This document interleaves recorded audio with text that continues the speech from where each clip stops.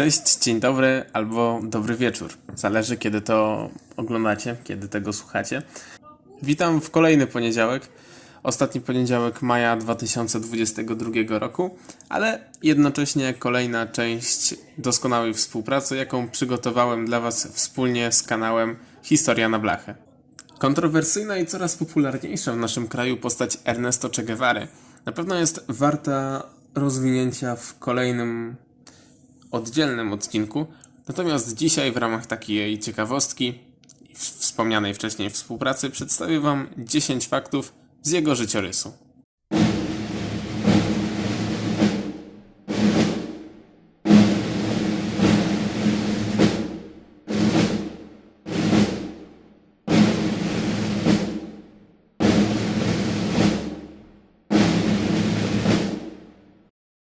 Numer 10. Grób. Jeśli po dzisiejszym odcinku uznacie, że postać Che Guevary jest na tyle interesująca, że chcielibyście zobaczyć miejsce, w którym spoczywa, to znajduje się ono na Kubie. Konkretniej w mauzoleum w Santa Clarze, gdzie odjechane miejsce spoczynku kazał mu przygotować wieloletni przyjaciel i przełożony Fidel Castro. Numer 9. Narodziny. Ernesto Guevara urodził się w 1828 roku w rodzinie szlacheckiej i to wyjątkowo bogatej. Wśród licznych przodków miało wielu posiadaczy ziemskich, plantatorów, przywódców tzw. rad ziemskich, a także wicekróla Peru. Koneksje i szlacheckie pochodzenie nie przeszkodziły mu jednak w staniu się ikoną komunistycznej rewolucji. Numer 8. Choroba. Już od wczesnego dzieciństwa Guevara chorował na astmę. Dla jego rodziców było to poważne zmartwienie i bardzo duży problem. Jednak szczęśliwie dla chłopca mogli oni pozwolić sobie na drogie i profesjonalne leczenie. Sam Ernesto był bardzo ambitny i pomimo choroby bardzo lubił ćwiczyć na WF-ie i uprawiać różne sporty. W przyszłości choroba nie przeszkodziła mu także w bieganiu po polu walki z karabinem. Numer 7. Kobiety. Che Guevara należał do osób, w których życiu przewinęło się dość sporo młodszych i starszych dam. Jeszcze przed maturą zaliczył całkiem sporo przystanków, a wedle różnych relacji jego pierwszymi kochankami były, nie wiadomo w jakiej kolejności, ale kuzynka i rodzinna służąca. Nawet po ślubie nie pozostawał w 100% wierny swojej żonie, bo ciężko było mu opędzić się od wielu fanek, na co specjalnie nie narzekał. Zawsze jednak wybierał pracę czy wyjście z kumplami zamiast kobiet. Można by powiedzieć, że wzorowy student Politechniki. Numer 6. Oceny. Być może zastanawia Was, czy słynny Che Guevara był dobrym uczniem. I w sumie mógłbym się z nim pod tym względem utożsamić, bo był uczniem takim, powiedzmy, średnio przeciętnym. Raczej jechał na trójach, nie miał zbyt dobrych ocen z tego, co go nie interesowało.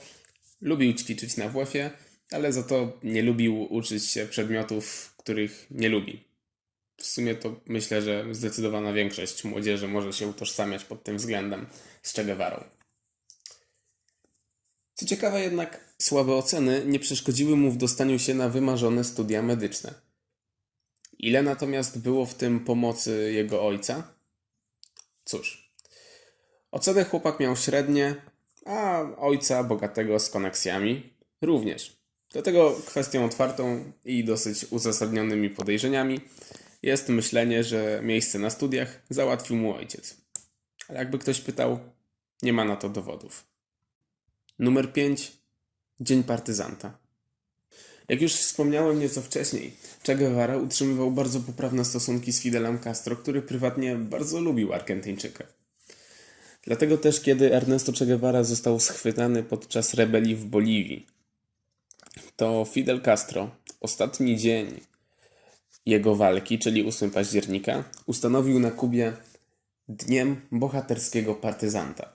I co ciekawe, do dzisiaj jest to jedno z ważniejszych kubańskich świąt narodowych. Numer 4. Fidel Castro. Choć Fidel jako kubański przywódca zrobił bardzo wiele dla naszego dzisiejszego bohatera, mianując go m.in. na wiele wysokich stanowisk, to tak naprawdę w tej relacji Che dużo bardziej podziwiał Fidela Castro. Jeszcze zanim się poznali, Guevara dużo czytał w gazetach o rewolucyjnej działalności Fidela i właśnie to najmocniej zainspirowało go do przejścia na lewą stronę mocy. Kiedy już poznali się osobiście, Ernesto był nim oczarowany. Walczył u jego boku podczas rewolucji kubańskiej, a nawet po wyjeździe z Kuby i podczas prowadzenia swoich kampań wojennych wymieniał z Castro listy. Numer 3. Che. Większość ludzi z reguły nie zastanawia się, dlaczego Ernesto nazywany jest Che Guevarą. W rzeczywistości gość nazywał się Ernesto Guevara, a to Che to wcale nie jest jakieś drugie imię, tylko pseudonim, który w zasadzie nic nie oznacza. Jak to możliwe? Po prostu Che, chcąc pokazać, że jest popularny i przystępny, że tak się wyrażę, dla zwykłych ludzi, którym chciał pomagać, przyjął sobie między imieniem i nazwiskiem tą ksywkę i w zasadzie Che to taka hiszpańska fraza, którą Argentyńczycy bardzo często wplatają w zdanie jako taki przerywnik. Dlatego można by zaryzykować stwierdzenie, że gdyby Ernesto Guevara przyszedł na świat w Polsce, a nie w Argentynie, to nazywałby się Ernesto Guevara. Numer 2. Ostatnie słowa. Guevara zginął podczas próby wywołania przez siebie rewolucji na terenie Boliwii. Ponieważ lokalna ludność nie za bardzo sprzyjała jego komunistycznym bojówkom, po jakimś czasie władze rządowe otrzymały cynk, gdzie szukać ekipy Ernesto. Ta dostała się pod silny ostrzał, wielu ludzi zginęło, część uciekło, a sam Ernesto dostał się do rządowej niewoli. Dzień później, 9 października, został zastrzelony w niewielkiej szopie w okolicach stolicy Boliwii, gdzie był przetrzymywany. Według różnych relacji jego ostatnie słowa brzmiały: strzelaj, masz tylko zabić człowieka. Jest to jednak prawdopodobnie znacznie ugrzeczniona wersja podana przez ludzi Fidela Castro. Najprawdopodobniej w ostatnich chwilach swojego życia Che po prostu zacisnął zęby, zamknął oczy i załamującym się głosem powiedział: strzelaj szybko. I numer 1. Ikona popkultury. Tylko czy słusznie? Jak już wspomniałem na początku we wstępie tego odcinka, moda na Che Guevarę w naszym kraju z roku na rok coraz bardziej rośnie. Przetłumaczono na język polski dwuczęściowy film o nim, który w sumie oglądałem i jest całkiem spoko, chociaż troszeczkę odbiega od rzeczywistości. No i jest też mnóstwo plakietek, kubków czy koszulek.